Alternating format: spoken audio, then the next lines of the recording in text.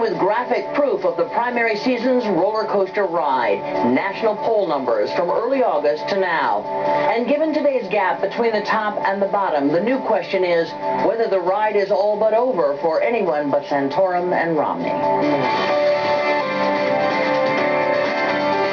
Today, Ron Paul on his White House bid and his rivals. Then, social issues go front burner. And this is State of the Union. Ron Paul almost has the total package, a strong, consistent message, enough money, and an energetic, motivated, surprisingly young support system. What he doesn't have after 9 contests is a single win. Paul's delegate estimate is the lowest of the 4 major contenders, according to CNN estimates. And looking ahead to Arizona and Michigan, polls show Paul in 3rd or 4th place. Joining me now from Missouri is a man in need of a breakthrough, our presidential candidate, Ron Paul. Congressman, thank you so much for joining us. And I think it's fair to ask at this point, you get great crowds, you have enough, you do those money bombs, you get all that money, and yet you don't have a win, and it seems almost impossible to envision a presidential nominee that can't win in a state somewhere. Look ahead for me and tell me where you can win. Well, it all depends on how you measure winning. If you measure whether or not we're winning the maximum number of delegates in states, we actually have had wins, even though the final tally's not in. But that's what really counts. So some of these straw votes are straw votes, and sometimes they get very confused in counting votes.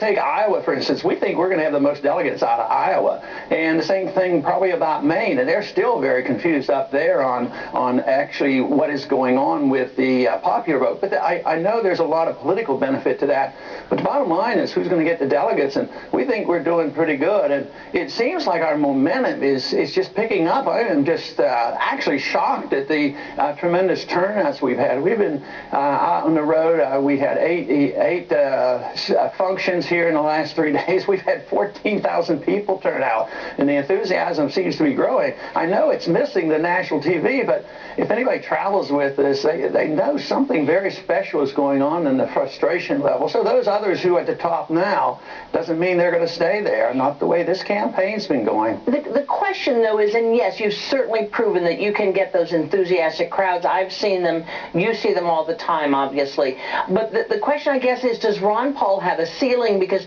you're lining the polls pretty much steady from September, around 15%. It's just hard to see how you put together enough delegates to win the nomination. You could perhaps influence the nomination, but in your heart of hearts, do you have a place where you think, if I can't do it here, I'm going to have to rethink this? Well, you don't know until the end. I use the track analogy. I used to run very hard, and I wasn't deciding in my own mind who's going to win and who's going to be in second place. I just run real hard. So that's to be decided, later on. But I just think there's every reason to believe that this momentum will continue, because it is relatively early. I know in a week or so there's going to be a big difference, but no, there's every reason to believe that we're going to be in a very good position, and we have to be optimistic. We know exactly what the odds are, but nobody actually knows the future. You know that. Absolutely no. Certainly I don't. Do you foresee yourself taking this all the way into August, even if you get to a point where you think, okay, the mathematics don't add up to a nomination for me? Do you foresee yourself taking the delegates you do have and going to the convention in August? Well, yeah, because right now we don't know when the end is, whether it's going to be May, June, July, or August. So I have to assume that it will go into August, because we're not going to lock it up in May, obviously. So we just have to, wait and see. So that, in my mind, I anticipate it's going to go on for a while, and that's certainly what the supporters want me to do. Let me read something that you told your crowd yesterday. I believe you were in Kansas City last night, where you said, we, meaning the United States, we're slipping into a fascist system where it's a combination of government and big business and authoritarian rule and the suppression of the individual rights of each and every American citizen. Thematically, I have heard this before from you. A fascist system is one of those things that's going to catch attention. Do you really think that the U.S. now has a fascist system? And point to me, some examples of that. No. Well, no, I don't think we do, but I worry about it a lot. Because we have a system of economics. We don't have socialism. What we have is interventionism. And when intervention exists, it serves the interests of the powerful special interests. And guess who they are? They're the big banks and the very wealthy corporations, and they get these benefits. So interventionism starts off with a combination of partnership between big business and government. And just look at the bailouts. Who got the bailouts? The middle class didn't get it. And, did you see that statistic? I think it was CNN that showed I do the best with the middle class because I understand this. But no, there's a coalition of big business and big government, and why I'm getting more nervous is because fascism usually suggests this authoritarian, ruthless rule of government. They think of Mussolini and Hitler.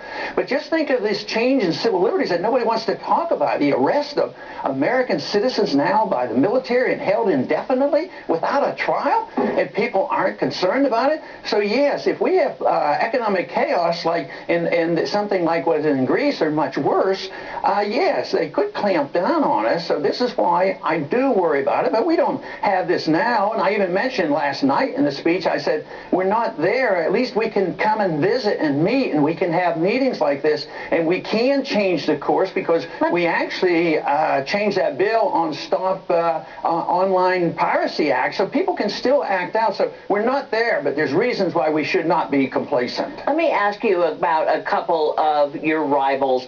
Rick Santorum has had quite the rise in the polls. Do you believe today, from what you see, that Rick Santorum can beat President Obama in November?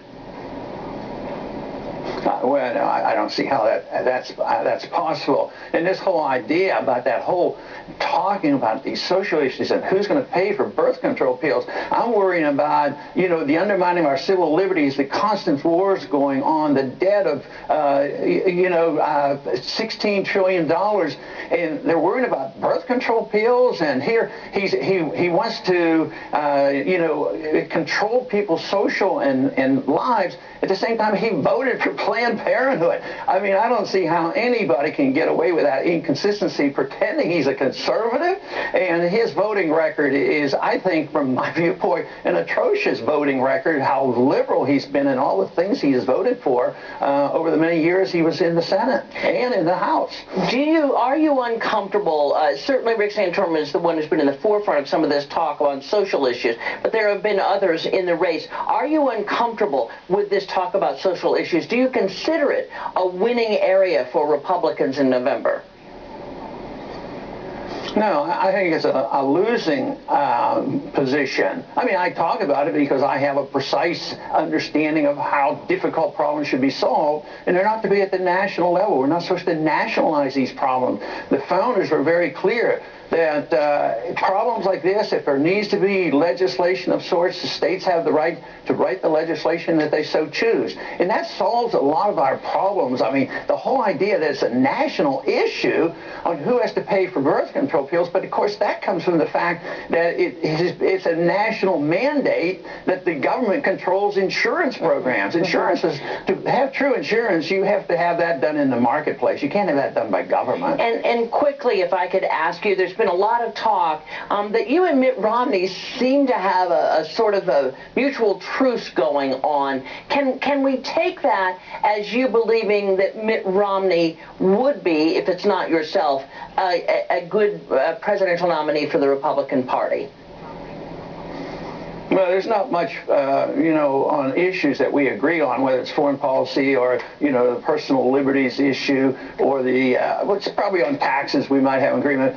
But, no, I think they're all the same, in the same group. But the only thing that I mention when people sort of press me on that is management style. I think he certainly would have a more, acceptable management style when you consider what I have seen and experienced from the other two candidates. I don't think they qualify there. But as far as issues goes, I'm uncomfortable with all three of them. I think they're the status quo, and they're not changing. They don't want to really change anything. That That's what I'm means, offering. my guess is we will be talking to you again. Thank you so much, Congressman Ron Paul, presidential candidate Ron Paul. We appreciate it. See you down the road. By all appearances, the Republicans are fighting for the heart and soul of their own party. Max, and the Fed, Max. Max, and the Fed. All right. What do we say? Power to the people. Power to the people, right on.